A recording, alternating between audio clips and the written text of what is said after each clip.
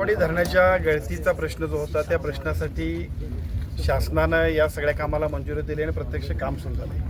हे काम गतीनं चाललं आहे. त्या कामाची प्रत्यक्ष चाललेलं एकूण प्रगती आणि त्याचबरोबर अजूनही ते लवकरात लवकर व्हावं यासाठी सगळ्या अधिकाऱ्यांना सूचना देणं आणि प्रत्यक्ष कामाची पाहणी करणं यासाठी आज आम्ही सर्वजण या ठिकाणी आलो आहे. पहिल्या टप्प्यातलं काम अत्यंत चांगल्या पद्धतीने सुरू आहे आणि या पहिल्या टप्प्यातल्या कामाची गती वाढवत साधारणतः 1 ते 20 जूनपर्यंत अजूनही याच्यामधला जो काही दुसरा टप्पा आहे त्या सगळ्या टप्प्यासाठी सुद्धा अतिशय चांगल्या पद्धतीनं धावपळ आमची सगळी जलसंपदा विभागाचे अधिकारी करतायत आणि योग्य पद्धतीनं या वर्षी आणि त्याच्यानंतर उर्वरित जे आहे ते काम पुढच्या वर्षी पूर्ण होईल. आणि काळामवाडी धरणाच्या गळतीचा जो काही बरीच वर्ष सगळ्या लोकांच्या मनामध्ये प्रश्न होता त्या सगळ्या प्रश्नाला अतिशय चांगल्या पद्धतीनं आम्ही सगळ्या चाललेल्या प्रयत्नाला अतिशय चांगली यश येते. आता साहेब तुम्ही पाहणी केली, काय एकंदरीत काय कसं काम चालू आहे, काय वाटतं? या धरणाच्या गळतीच्या कामाचं जी काय दुरुस्तीच्या कामासाठी जी काय सुरुवातीला टेंडर मंजूर झालं त्या मंजूर झाल्यानंतर थोडासा आणखी उशीर झाला पण प्रत्यक्षात त्याचं काम सुरू झालं. आता ते कामही सुरू झालं आणि प्रत्यक्ष कामाच्या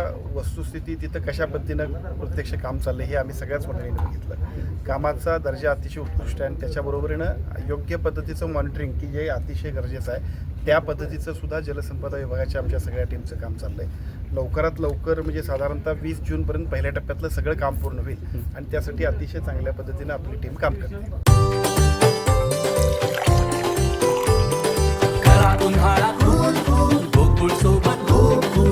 गोकुळ सोबत गोकुल